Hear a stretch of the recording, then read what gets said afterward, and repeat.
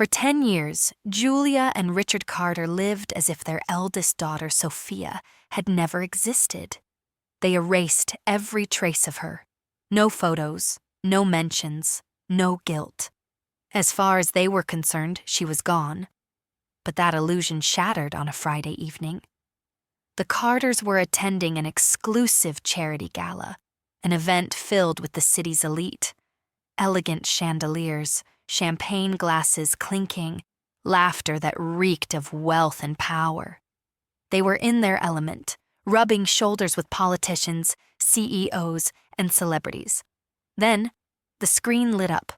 At first, it was part of the program, a slideshow showcasing influential figures in law and justice.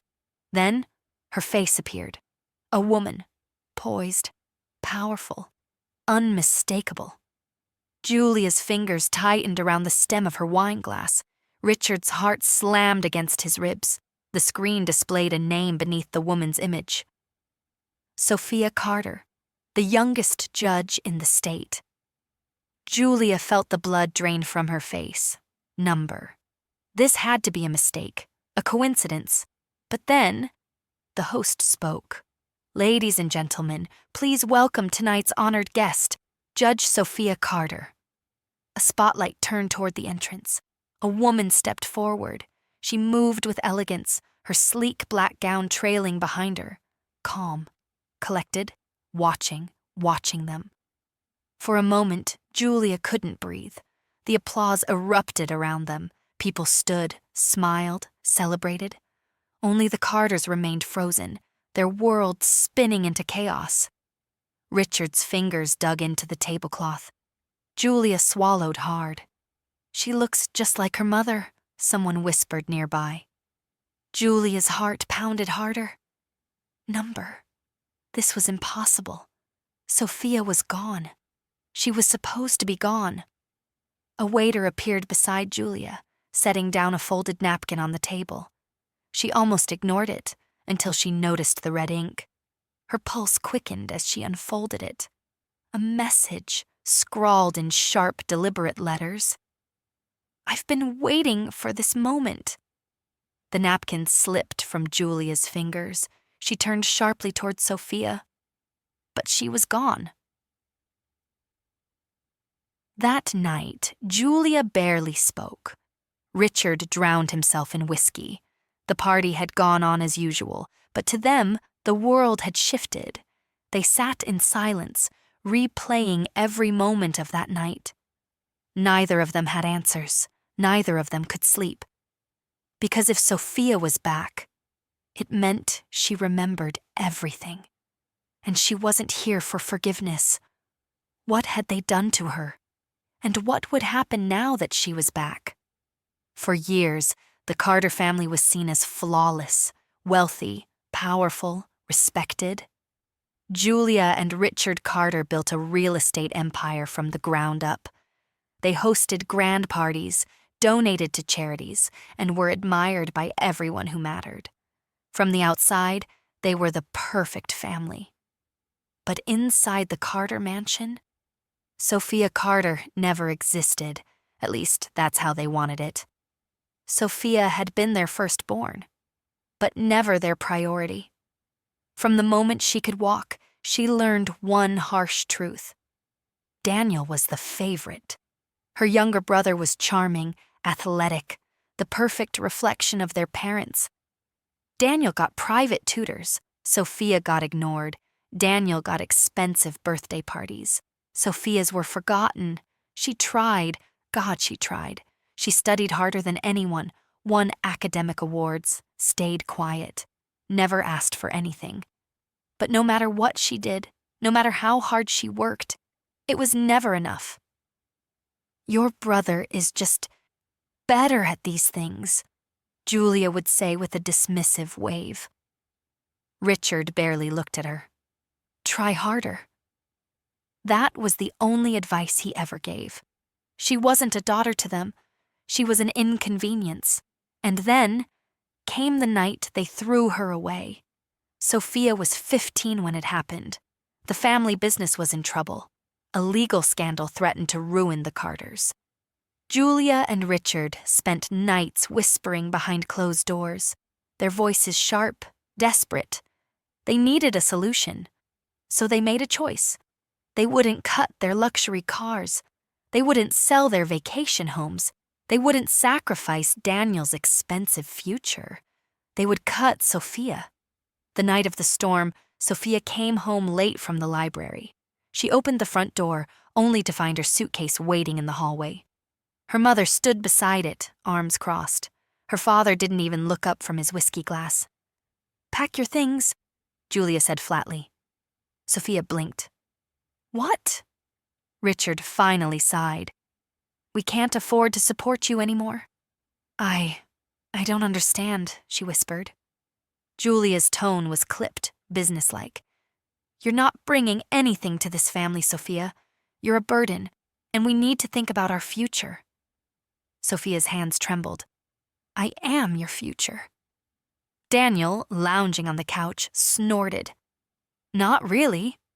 Sophia turned to him, her own brother, her last hope. He didn't care. Not even a flicker of hesitation crossed his face. "You're 15, Richard continued. "Plenty old enough to take care of yourself.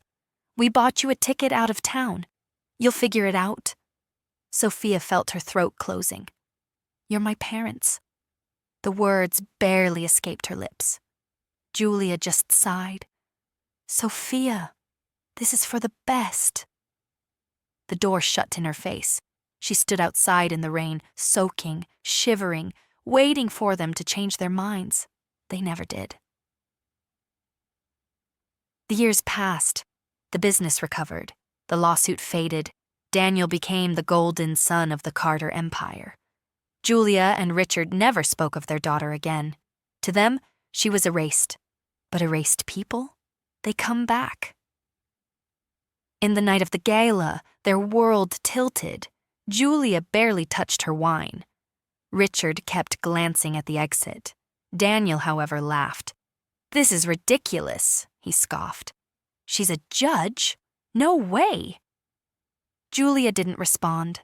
Richard's fingers drummed against the table. Daniel smirked. "I mean, let's be real. Sophia wasn't that smart, right?" Then his phone vibrated. A text from an unknown number. Just 3 words. "Remember me, Daniel?" Daniel's smirk vanished. His stomach twisted. "What is it?" Julia asked. He turned the phone toward them. Silence. Richard's glass slipped from his fingers, shattering on the floor. Because now it was clear. Sophia wasn't just back. She was watching them, and she wanted them to know it. What was Sophia planning? And why was Daniel the first to be targeted? "They thought I was gone. Now, they will pay." For years, I dreamed of this moment, not for love, not for forgiveness, for justice. The night they threw me away, I stood in the rain, begging, crying, but they never came back. That was the night I died. And the woman I became, she's here to bury them. Dincho. He was always the weakest link, arrogant, predictable, easy to break. I started with him, a simple message. "Remember me, Daniel?" It rattled him. I knew it would. Because Daniel, he only remembered people who were useful to him, and he knew I remembered everything, but I wasn't finished. The next morning I sent him another message, this time with a picture, a childhood photo of the two of us. He was smiling. I wasn't. His phone rang within minutes. I let it ring 3 times, 4. Then I answered. "Hello, brother." Silence. Then his voice, low, hesitant. "Who is this?" I smiled. "You already know." A sharp breath, a pause. "You're dead," he muttered. You wish." My voice was calm, controlled. He was spiraling, perfect. "Look, if this is some sick joke." "Tell me, Daniel," I interrupted. "How much would it cost to erase me again?" The line went dead. I could almost hear his heartbeat through the silence. Good. Let the fear settle in. Daniel, of course, ran straight to Mommy and Daddy. That night, Julia's perfect composure cracked. Richard was pacing the room, a whiskey glass in hand. "It's a prank. It has to be." Julia wasn't convinced. She felt it. I was there, watching. "She's back," Julia whispered. Daniel dropped into a chair, gripping his head. "We should talk to her," Richard snapped. "We don't talk to people we've erased." But they couldn't erase me again. I was already in their world, tearing it apart. I didn't just want them scared. I wanted control. So I took something priceless. Richard's company was his lifeline. He had clawed his way to power, but he built it on lies, and I knew every one of them. The next morning, the headlines hit. Legal investigation launched against Carter Enterprises. Suspicious financial dealings uncovered. Richard's phone rang off the hook. His lawyers were scrambling. Investors were panicking. He had no idea who had done it until his secretary entered the office, pale-faced, holding an envelope. On the back, in red ink, "Your move, father." While Richard battled the public storm, I had something more personal for Julia. She always prided herself on being untouchable, a woman who had everything under control. So I went after her mind.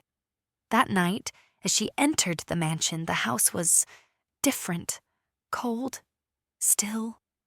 Then, the piano played, software familiar. She froze, her chest tightened, because she knew this song. It was my song, the one I used to play as a child before they took away my piano lessons, said they were a waste of money. Julia spun around. "Who's there?" Silence. Then, her wedding photo crashed to the floor. Her hands flew to her mouth. She backed away. I hadn't touched it. And yet, there it was, shattered, just like their perfect little world. Daniel was paranoid. Julia was unraveling. Richard, he was about to lose everything. And me, I was just getting started. Would they figure out it was me before it was too late? Or would I destroy them completely? They thought it was over. It hadn't even begun. Fear was settling in. Daniel was paranoid. Julia was unraveling. Richard was losing control. But that wasn't enough. They needed to lose everything. So I did what they had done to me. I erased them. Daniel had always been the favorite, the one they protected, the one who could do no wrong. So I made sure the world saw every one of his mistakes. I had evidence, old emails, secret conversations, shady business deals swept under the rug, a few anonymous tips to the right journalists, a leaked recording to social media. And just like that, Daniel Carter went from golden boy to public disgrace. Headlines exploded. Carter family scandal. The dark secrets behind their empire. CEO in waiting, Daniel Carter, accused of fraud and corruption. Within 24 hours, his company tanked. His investors, gone. His career, over. His name, ruined. Daniel Carter was no longer the heir. He was a liability. I wonder if Julia still saw him as the perfect son now.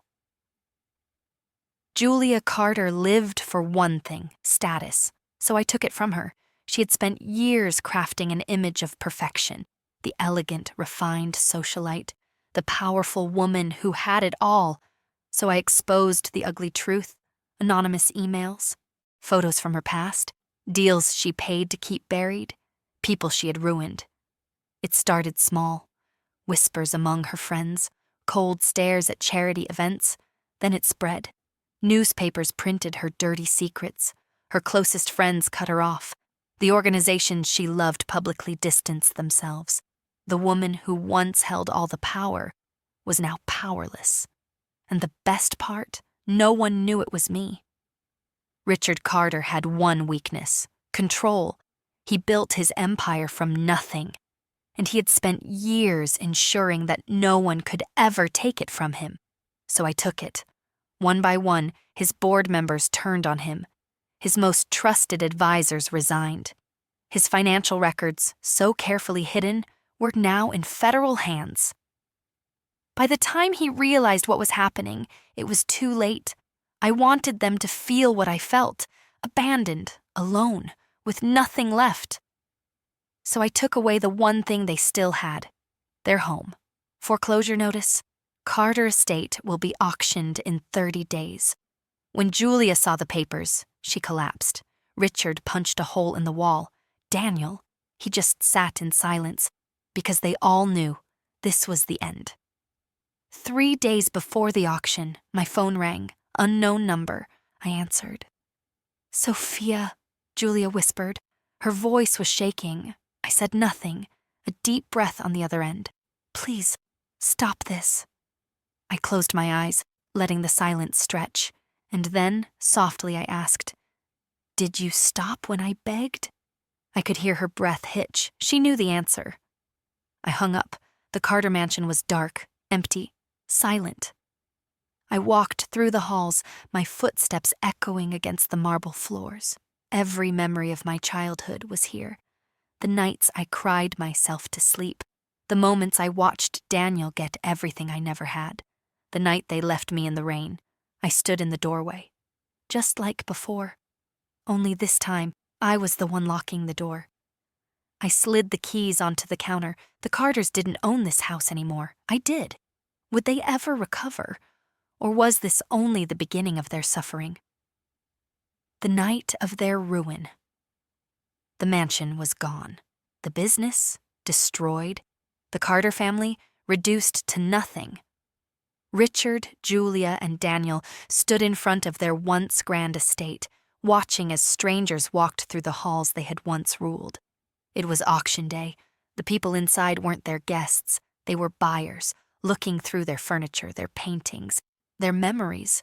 Everything had a price tag, everything was for sale, and none of it belonged to them anymore. They had lost. But the final blow was yet to come. As the final bids were placed, a hush fell over the room. The auctioneer raised his gavel. "And the Carter estate is officially sold to..." Silence.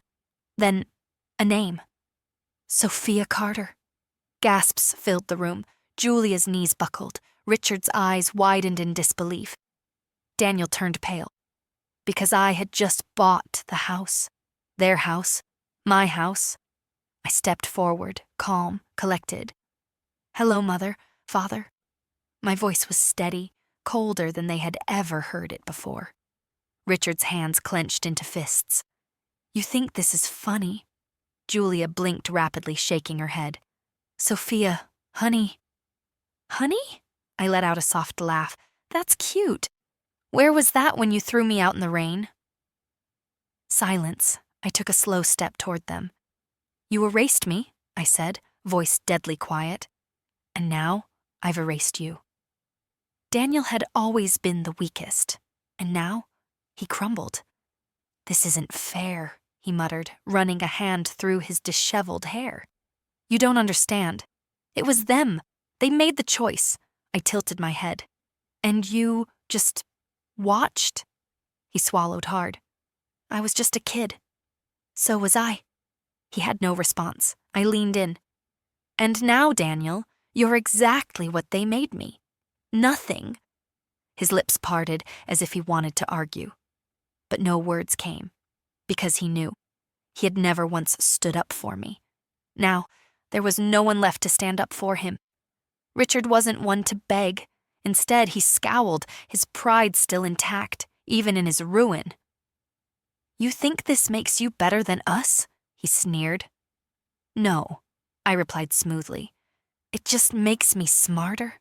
His nostrils flared. "You're a fool if you think you've won." I smiled. "Oh, I haven't just won." I leaned in, whispering the words slowly, so he would feel every syllable. "I've erased you." And for the first time in my life, Richard Carter had nothing to say. Julia was the last to break. She reached for me. "Sophia, please. You've made your point. Let's fix this. We're still family. Family. I stared at her hand. The same hand that had pushed me out of their lives a decade ago. I took a breath. Then I whispered, "No, Julia. We're strangers." Her face crumpled. I turned away. I was done. I had watched them suffer. I had taken everything they had. I had my revenge. Or so I thought. That night, I stood on the balcony of my mansion, staring at the city lights. I should have felt victorious. I should have felt whole. But deep inside, something was missing. The satisfaction I had chased for 10 years was starting to fade. Then, my phone buzzed. Unknown number. I frowned, answering it. "Hello?" A low voice chuckled. "Congratulations, Sophia." I stiffened. "Who is this?" Silence. Then, a single sentence. "You really think this is over?" Who was behind the call? Had Sophia truly won? Or was there another game being played? The call that changed everything. I stood there, frozen. The city lights stretched endlessly before me, but all I could hear was the steady thump, thump, thump of my heartbeat. The voice on the phone. It wasn't Richard. It wasn't Daniel. It wasn't Julia. Someone else had been watching. Someone else knew. I forced my voice to stay steady. "Who are you?" The voice chuckled, low, smooth, amused. "Let's just say, I know what you did. And trust me, Sophia, this game isn't over." The line went dead. I pulled the phone away, staring at the screen. The air felt thick, heavy. For 10 years, I had been the one pulling the strings. But now I wasn't so sure. Did I truly erase the Carters? Or had I just made myself the next target?